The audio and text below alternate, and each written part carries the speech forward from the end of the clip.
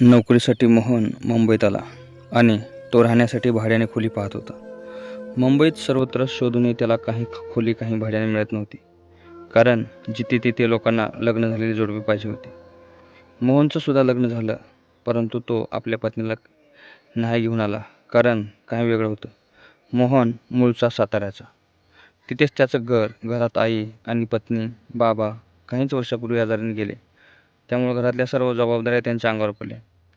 मोहन त्या जबाबदाऱ्यावर जास्त काळ नाही टिकू शकल्या. 6 महिन्यापूर्वीच त्यांची बायको गरोदर राहिली होती.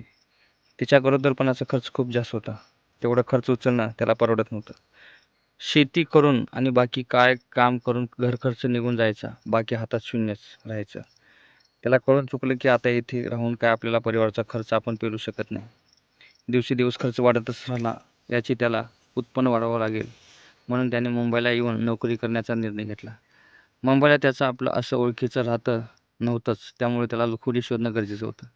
खूप ठिकाणी फिरून तो शेवटी थकला आणि फिरत फिरत तो पुन्हा विटी स्टेशन रेल्वे स्थानकावर पोहोचला. तिथे वडापाव घेतला आणि जाऊन एका बाकावर बसला.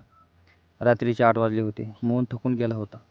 त्याला आता आरामाची गरज होती, परंतु आरामासाठी त्याला कुठेच भाड्याने खोली मिळत नव्हती. जसं जसा वेळ जात होता तसं तसा त्याच्या डोळ्याची पापणी हळूहळू उघडझाप करायला लागली. त्याने स्वतःसोबत आणलेली बॅग डोक्याच्या खाली ठेवली आणि पाय पसरून तो त्या बाकावर झोपला. रात्रीचे 12 वाजून 2 मिनिटे झाली होती. एक पोलीस हवालदार तिथे पोचला आणि त्याने मोहनला तिथे झोपलेला पाहिला आणि हातातला दांडा घेऊन त्याला उठवायला गेला. मोहनच्या जवळ पोचून त्याने एक दांड्याचा फटका त्याच्या बाकावर मारला. त्या फटक्याच्या आवाजाने मोहन जागा झाला. तेव्हा पोलीस हवालदार त्याला म्हणाला, "ए उठ, ही काय तुझ्या बापाची जागा नाही, पब्लिक प्लेस आहे, इथून निघायचं."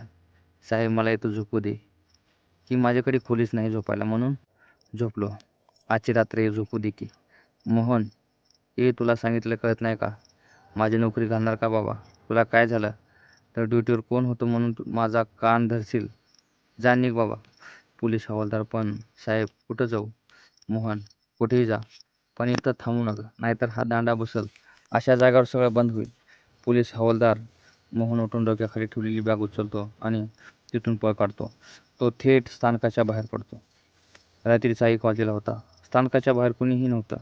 फक्त रस्त्यावर कुत्रे सोडले तर मोहनने थोडं मन घट्ट करून तिथून काढता पाय काढला. त्याच्या पायातल्या कोल्हापुरी चपलाचा आवाज येत होता. मोहनने आपल्या हातातली बॅग छातीजवळ घट्ट पकडून ठेवली होती आणि तो पाऊल टाकत होता. कुत्रे त्याला पाहून भोकत होते. एक कुत्रा तर त्याच्या पाठी लागला होता. तो त्या कुत्र्याला पाहून पळायला लागला. एका ठिकाणी लपून बसला. तो कुत्रा त्याला बघून भुंकत होता. तेवढ्यात एक माणूस त्या कुत्र्याजवळ दगड फेकतो.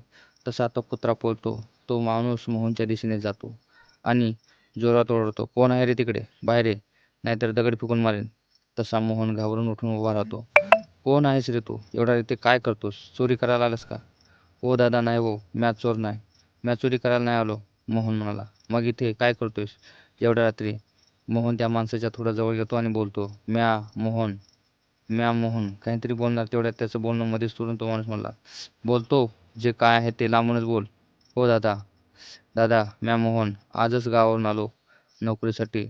राहण्यासाठी खोली बघत होतो, पण खूपच हुडकून बी सापडली नाही. म्हणून आजची रात्री स्थानकात काढायची म्हटली तर तिथं पण पोलिसांनी हाकलला. आता कुठं जायचं हो प्रश्न असताना कुत्रे मागे लागले आणि इथवर आलो बघा." मोहन, "बरं मग आता कुठे जाणार?" "दादा, कुठं जाऊ? कुठं जाण्यासाठी माझं असं कोणी बी नाही ओळखीचं." "मोहन, मग जाणार कुठे?" "जाईल तिथं जागा मिळेल तिथं आजची रात्र काढणं. उद्या पुन्हा जाईन खोली शोधायला." "येतो दादा." "मोहन, थांब. कुठे जाशील एवढ्या रात्रीचा? आणि कुठे जागा मिळेल त्याचा काय भरोसा? आणि एवढ्या रात्रीचे तुला चोर दरोडेखोर भेटतील." थोडा वेळ विचार करतो आणि पुन्हा बोलतो, "तू एक काम कर, तू माझ्यासोबत चल. मी देशपांडे, इथे जवळपास एका चाळीत राहतो. माझी डबल माळ्याची खोली आहे. बरेच दिवस झाले एकसुद्धा मनासारखा भाडोत्री भेटला नाही. सगळे सारे लफंगे, त्यात तू जरा सोजळ वाटतो. तू मला सोजळ वाटतोस म्हणून मी तुला त्या खोलीत राहायला जागा देतो. नाहीतर ह्या मुंबईत कुणीही एकट्या माणसाला राहायला जागा देत नाही, समजलं?" "देशपांडे, लय उपकार झाले तुमचे दादा." "मोहन, उपकार करायला नाही बसलो, खोली देतो राहायला. त्या बदल्यात भाडा आणि डिपॉझिट घेणार आणि तेही वेळेवर द्यावे लागेल." "देशपांडे, हो दादा, देतो की डिपॉझिट. पण दादा, भाडं नोकरी भेटल्यावर देऊ का?" "चालेल मोहन, चालेल. तुमच्याकडे महिना आहे अजून. नोकरी शोधा." देशपांडे, हो दादा. मोहन, आणि आता चला, रात्र भरपूर झाली. आमच्या अर्धांगिनी वाट पाहत असतील जेवायला." देशपांडे म्हणाले. "अर्धांगिनी?" विचार करत. "अर्धांगिनी म्हणजे माझी बायको. तुम्ही जेवलात?" "हो." "चला." मग दोघे निघतात घरी जायला. त्या अंधारातून सामसूम जागेवरून चालत असताना दोघांच्याही पायाच्या चपलांचा आवाज घुमत होता. मित्रांनो, क्रमशः ह्याच्या पुढील कहाणी नंतर तुम्हाला टाकून देतो. तरी सर्वांनी चॅनल नवीन असेल तर चॅनलला सबस्क्राईब करायला विसरू नका. सर्वांचे खूप खूप धन्यवाद.